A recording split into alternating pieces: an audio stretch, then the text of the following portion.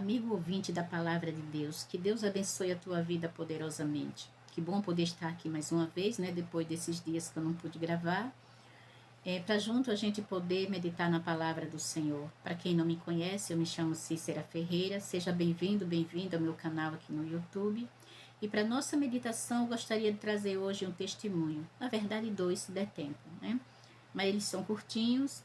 E eu gostaria de começar falando sobre o Pai Nosso.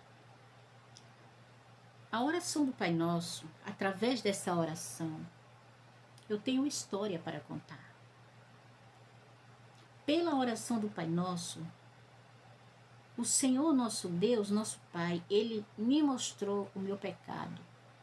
Literalmente, Ele me mostrou o meu pecado, orando o Pai Nosso. Pela oração do Pai Nosso, eu pude saber quem eu sou de fato e qual a minha missão aqui. Eu pude entender quem realmente de fato faz acontecer e quem manda. A oração, através da oração do Pai Nosso, eu tive os meus olhos abertos para a realidade contrária na minha vida. Então, quando nós oramos o Pai Nosso, nós não temos hábitos, né, de analisar cada frase, cada palavra daquilo que estamos falando. Mas se nós pudéssemos orar, meditando em cada frase, em cada palavra, nós podíamos ver, notar que a oração do Pai Nosso é uma oração completa e realmente poderosa. A oração do Pai Nosso começa assim, né? Pai Nosso que estás no céu. Pai Nosso que estás no céu. Quando nós falamos Pai Nosso que estás no céu, nós estamos reconhecendo a paternidade de Deus. Nós estamos nos colocando, vamos dizer, na posição de seus filhos. Nós estamos, assim, dizendo que sabemos de onde nós viemos. Na verdade, Ele é o nosso Pai. Porque nós, seres humanos, nós somos apenas canais pelos quais trazemos uns aos outros ao mundo. Mas nosso Pai verdadeiro é aquele que está no céu, aquele que nos criou, que nos formou e nos mantém até hoje. Se o nosso Pai terrestre não for um Pai presente em nossa vida, se o nosso Pai terrestre ele se ausentar ou a gente nunca ter visto quem é Ele, como é Ele, mas o nosso Pai Celestial, Ele sempre foi, é e sempre será um Pai presente em nossa vida. Pelo contrário, nós é quem nos ausentamos. Somos filhos rebeldes. Mas o nosso Pai que está no céu, Ele quer, Ele gosta, Ele deseja que seus filhos, nós, vá até a Ele, chamando Ele de Pai, nosso Pai que estás no céu. Porque é o prazer do nosso Pai ser chamado de Pai pelos seus filhos. Então, a partir de hoje, quando você iniciar uma oração, que seja o Pai Nosso ou não, vá até o nosso Pai dizendo assim: meu Pai que estás no céu. Deus se agrada. Isso alegra o coração do nosso Pai. Um pai que ama verdadeiramente o seu filho, qual é ele que não quer ouvir do seu filho? Meu Pai. Não tem filho que chama assim, né? Meu Pai. E o pai que ama seu filho fica orgulhoso de ouvir aquilo. Segundo diz assim: santificado seja o teu nome ou vosso nome. Quando nós falamos esta frase, nós estamos reconhecendo que o nosso Pai é santo. A Ele pertence a santidade, o louvor. E se nós sabemos que o nosso Pai é santo, como acha que deve ser a nossa vida aqui na terra? Como você acha que nós devemos viver, nós que queremos nos achegar ao nosso Pai Santo?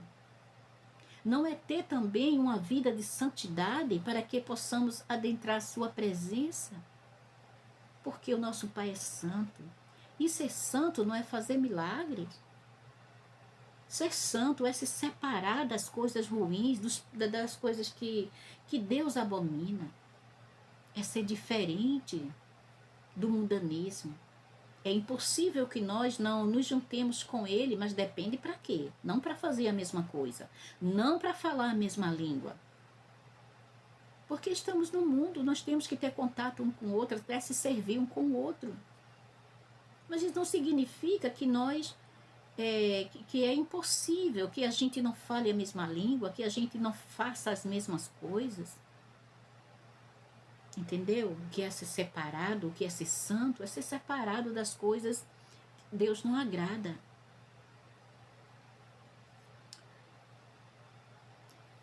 O terceiro diz, venha o teu reino. Quando a gente diz venha o teu reino, nós estamos confirmando que o nosso Pai, Ele é rei. E que há de reinar sobre nós. Apesar de estar oculto dos nossos olhos, né? Ser desconhecido aos nossos olhos, mas que existe um reino o qual os seus filhos esperam. Nós estamos reconhecendo o nosso Pai como soberano em tudo. Aqui diz assim, seja feita a vossa vontade. Quantas vezes a gente pede uma coisa a Deus, mas a gente quer pedir, mas não quer esperar. A gente pede, fica impaciente. Acha que Deus tem a obrigação de fazer as coisas como a gente quer. Quando a gente diz seja feita a vossa vontade, a gente está reconhecendo que, embora a gente sendo filho do rei, filhos dele,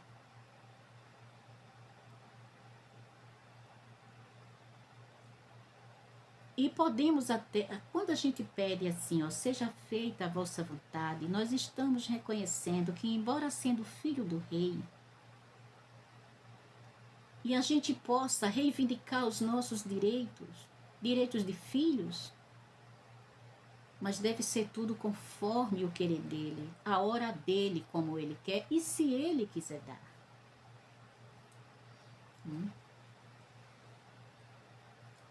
Aí como reivindicar os nossos direitos? Alguém pode dizer, como reivindicar os direitos? A gente não tem direito de reivindicar direito nenhum com Deus. Tem porque somos filhos. E Ele deixou a sua promessa. Ele nos fez promessa. E como é que a gente reivindica os nossos direitos? Quando nós oramos assim a Deus, nosso Pai que estás no céu, eu preciso disso, daquilo outro, Senhor. E o Senhor sabe que eu não tenho condição. O Senhor sabe que de mim nada eu posso. E o Senhor prometeu em sua palavra isso e aquilo. E eu estou aqui na condição de filho, não por merecimento, mas pela tua misericórdia. Me ajuda nisso. Porque eu confio em tuas promessas, eu confio em ti. Estamos reivindicando com Deus o nosso direito de filhos. Mas existe um porém nisso aí. Porque muitas vezes nós estamos reivindicando o nosso direito, mas não queremos, assim, procurar viver de acordo com a vontade do nosso Pai. Aí complica. Muitas vezes a gente recebe de Deus uma, duas ou muitas graças, aquilo que pedimos a Ele, mesmo a gente estando torto diante dele, é porque ele é misericordioso, bondoso.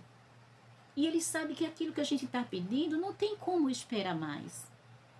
E porque ele é amoroso, bondoso, misericordioso, ele nos concede. Não porque somos bonzinhos. Aqui diz assim, O pão nosso de cada dia nos dás hoje.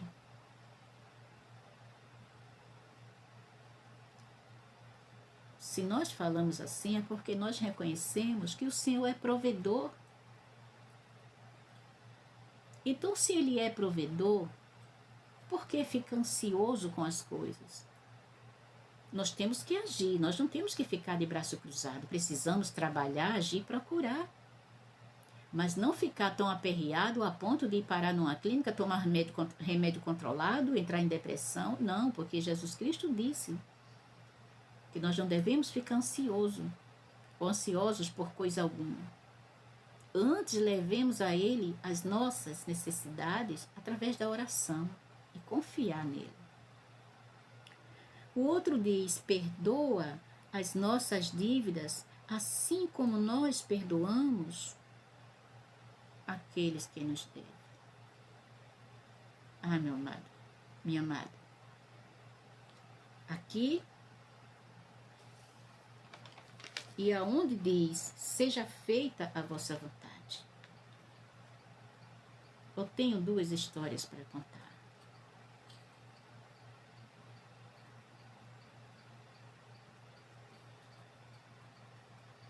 Uma certa vez,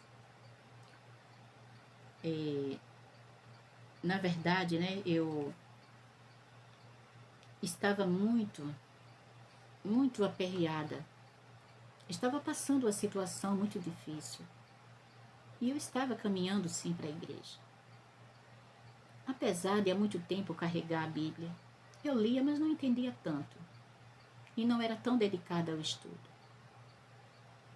Eu nunca tinha entregado sequer um panfleto, porque a timidez não deixava, muito menos falar, que eu tremia na base, como ainda tremo, e não sou pregadora. Mas teve um tempo que eu notei uma mudança na minha vida. Eu notei que estava mudando dessa forma. Quando eu saía de casa, em vez de eu ir às pessoas, as pessoas vinham a mim, sem eu nunca ter pregado, sem eu falar nenhuma palavra. E as pessoas me confrontavam na rua. Olhava para mim e dizia, você é evangélica, né? Outros diziam, você é crente, né? Porque roupa comprida, eu nunca usei roupa comprida. Não uso mini saia, mas comprida arrastando lá embaixo, não. E muitas pessoas que saem assim, ninguém fica dizendo você é crente, porque não é, né? Crente é, mas diz assim, você é evangélico, você é cristão, não diz. E as pessoas ficavam me puxando o assunto sobre a Bíblia. E graças a Deus, Deus me dava a palavra na hora e eu respondia. Só que aconteceu, que um certo dia, por eu estar passando uma situação muito difícil, eu fiquei muito chateada e eu disse a Deus, com muita raiva, eu disse que eu não ia mais, assim, responder a ninguém. E quem falasse comigo sobre a palavra dele, eu não iria pregar, porque eu era a pessoa menos indicada para falar sobre Deus, falar sobre Bíblia. Porque como era que eu ia falar de Deus, de Bíblia, de bênção para as pessoas, se eu não tinha nem para mim? Aí eu disse que quando alguém viesse falar, eu ia virar a cabeça para um lado, o rosto, eu não ia falar de jeito nenhum eu ia falar. E por 3 vezes eu falei isso. E as 3 vezes eu me dei, não vou dizer que me dei mal, mas olha o que acontece. Quando eu falava isso, eu tinha que sair na rua, né, para fazer as minhas coisas. E pegava ônibus, ia e voltava, e sempre quando eu voltava para casa, sempre, quer dizer assim, dessas 3 vezes que me aconteceu, que eu falei essas coisas que eu não ia mais pregar, aconteceu que quando eu chegava no meio do caminho, já perto de casa, na vinda, uma pessoa se sentava do meu lado, aparecia uma pessoa no ponto do ônibus, tanto faz lugar, 2 vezes foi no ônibus.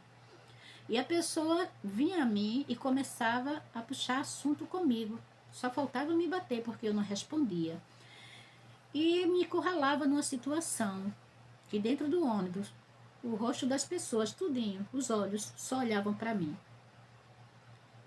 E eu sentia que os olhos daquela pessoa, eu notava que os olhos das pessoas me cobravam a resposta. Então eu olhava para aquela pessoa que estava falando comigo e eu perguntava, eu me achava acuada.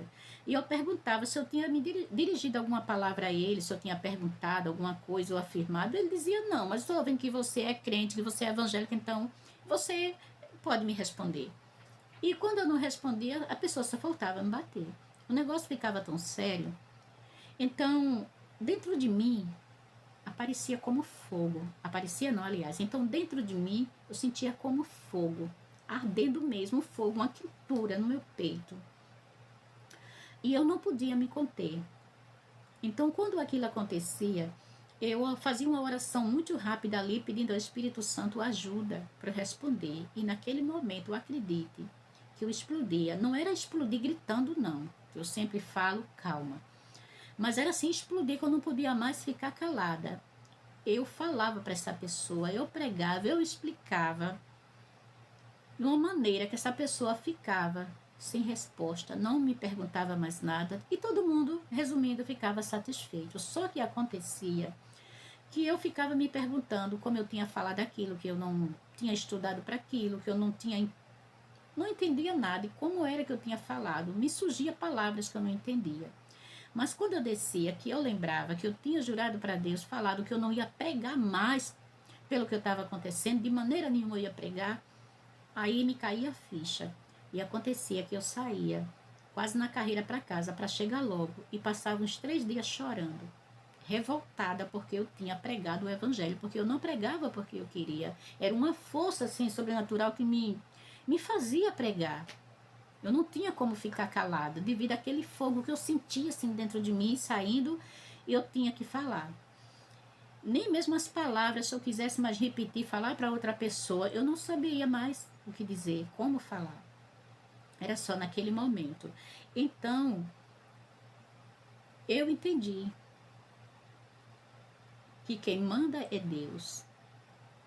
Deus me mostrou que quem faz é Ele, quem é Ele. É do jeito que Ele quer, não do jeito que eu quero.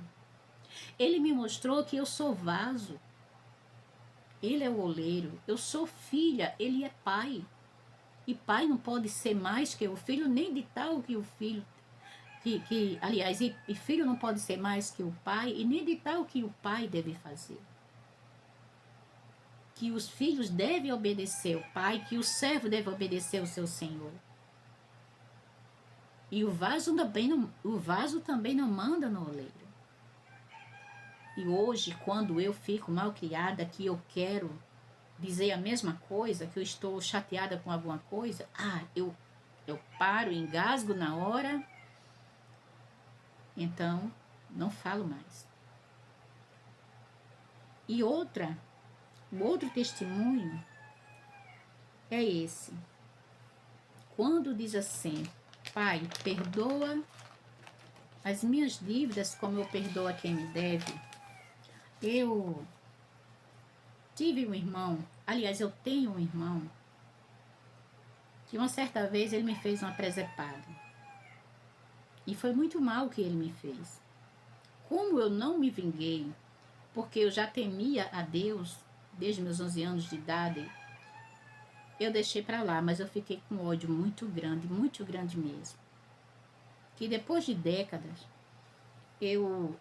quando eu lembrava dele, só me vinha o que ele me fez. E eu falava para mim mesmo e para quem eu conversasse, eu dizia que eu queria ver coisa ruim na minha frente e não queria vê-lo como irmão, nem como nada. E de tanto eu falar isso, quando eu ia dormir, eu orava o Pai Nosso. Só que o tempo começou a engasgar e eu não conseguia passar dessa passagem aqui que diz: perdoais as minhas dívidas assim como eu perdoo. Aí engasgava, não conseguia terminar. E quando eu terminava, eu repetia 2, 3 vezes, falando, pausando, forçando para terminar. E eu notando que tinha algo diferente. Era alguma coisa relacionada ao perdão. Então, uma dessas noites, eu orei novamente o Pai Nosso, já pensando no engasgo. E quando chegou aqui, parece que um negócio estava agarrado aqui e não me deixou falar. Quando eu dizia, perdoais as minhas dívidas, assim como parava. E tentei de todo jeito, como não consegui falar, eu fiz assim e olha lá, também termino mais e fui dormir. Me enrolei pé e cabeça e tudo e fui dormir. E quando eu dormi, eu sonhei que eu estava numa tapera, enxugando os pratos, eu sozinha enxugando os pratos. E eu saio da cozinha para a sala. Antes de atravessar a porta que liga a cozinha e sala, eu olho para trás e vejo meu irmão ajoelhado assim, me pedindo perdão. Ajoelhado com as mãos assim. E eu lembrava tudo que ele me fez e dizia que eu não ia perdoá-lo depois de tudo que ele me fez. Depois que tudo tu me fizer, de tudo que tu me fizesse, tu vem me pedir perdão, eu perdoo nada. Quando eu dizia isso, eu acordei. Quando eu acordei, eu já sabia na minha mente o que significava, que o Senhor estava dizendo para mim, que foi o que ficou na minha mente. É assim que tu me pede perdão? É assim que tu perdoa os teus inimigos? Tu ora ao Pai Nosso toda noite e até durante o dia. E diz, perdoai-me como eu perdoo os que me devem. É assim que tu perdoa? Então aquilo ficou na minha mente. Eu perdoei o meu irmão. Eu achei que eu não fosse perdoar, mas eu perdoei, já cheguei a falar com ele. Falar não significa que perdoa não, mas eu perdoei. E graças a Deus, hoje eu posso orar o Pai Nosso todo, terminar falando em silêncio. Eu oro, graças a Deus. Porque Deus me mostrou o meu pecado. É isso aí. A gente ora o Pai Nosso todos os dias. Pode orar todos os dias. Por isso que eu digo, se a gente analisasse cada frase, cada palavra que a gente fala, a gente seria menos pecadores. Erraria menos. Acertaria mais. Porque esta frase aqui, onde fala perdoai-nos, assim como perdoamos, se a gente, quando chegar aqui, a gente parar e pensar, como é que eu perdoo? Aí você vai lembrar das pessoas que você, mesmo que não fale, mas você não perdoa. Mesmo que você não diga assim, eu não perdoo. Porque tem gente que não fala, mas também não perdoa, né? Não quer mostrar aos outros que é duro, né? De coração, mas sabe que não perdoa. Aquela mágoa que a gente não consegue de jeito nenhum, quando a gente lembra daquela pessoa, a gente fica, né, com vontade de ir lá ainda e arrancar aquela pessoa pelos cabelos. É isso. Então, esse é o meu testemunho que eu tenho para falar a vocês. Isso que eu quero dizer, que Deus, Ele está preocupado comigo e contigo. O fato da gente orar e Deus não nos atender, muitas coisas a gente precisando realmente ir para já, para ontem. E a gente se derrama nos pés do Senhor, a gente pede, a gente chora, a gente jejua, a gente faz campanha, a gente faz tudo. E a gente não vê se cumprir em nossa vida as promessas do Senhor. É devido aos nossos pecados ocultos. É devido ao nosso coração duro, o nosso eu, que a gente não aprende a perdoar. A pedra de tropeço está no caminho e depende de nós tirar. Mas a gente não quer tirar. A gente quer deixar lá, que é para ver aquele que nos fez o mal tropeçar nela e se espatifar no chão. Porque o desejo de quem odeia é esse.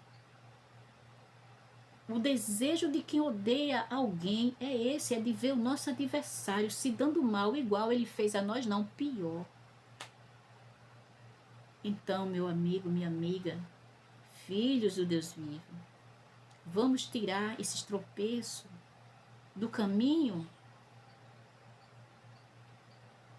porque nesses tropeços que a gente deixa, não é o nosso inimigo que está tropeçando, mas somos nós mesmos. Porque quando a gente deseja o mal aos outros, mesmo sendo o nosso inimigo que já nos fez o mal novamente se vira para cima de nós.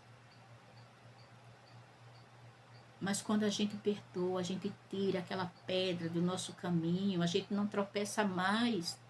E o nosso inimigo também não. O nosso inimigo é com ele, é ele com Deus. Porque ele também é de Deus, é filho de Deus. Que rebelde ou não, é filho de Deus. Esta é a causa que a gente ora dia e noite, anos, décadas, e a gente não recebe um milagre, uma bênção que a gente tanto precisa, principalmente curas. A gente vive doente, eu coloco a gente, sim, eu me coloco no meio, é doente. Por causa do perdão que a gente não libera. Eu posso dizer a você que ultimamente, eu tinha aqui junto de mim uma pessoa que me fez grande mal. Durante anos, acabou até com a minha saúde.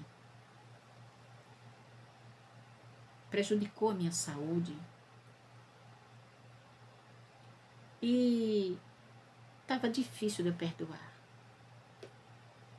Mas algo começou a me inquietar dentro de mim para eu perdoar numa situação tão grande, para eu falar, e eu não queria.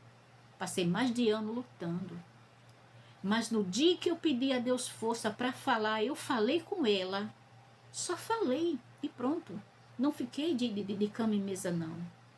Acredite que o peso que eu sentia em mim e aquela agonia, aquele tormento desapareceu para a honra e glória do Senhor. Você, meu amigo, minha amiga, você precisa saber, entender quanto, assim, o mal, ou seja, você precisa saber o mal que a falta do perdão faz. Você, meu amigo, minha amiga, você precisa entender e saber como faz mal a nós mesmos a gente não liberar o perdão, mas liberar de verdade, não é liberar e ficar pensando em maldade. Ainda que os pensamentos venham, a gente não vai executar e a gente repreende. Libere o perdão. Não importa o que essa pessoa lhe tenha feito, é difícil, mas libere o perdão, perdoe de verdade, porque você também precisa do perdão de Deus. Porque está escrito que Deus não perdoa aqueles que também não sabem perdoar. Ele diz que a gente não perdoar os nossos inimigos, aqueles que nos fazem mal, Ele também não pode perdoar nós. Então, meu amado, minha amada, é esse o meu conselho que eu trago para a vossa meditação hoje. Que Deus possa abençoar cada um de vocês. Que Deus possa abençoar cada um. E até a próxima, se assim Deus permitir.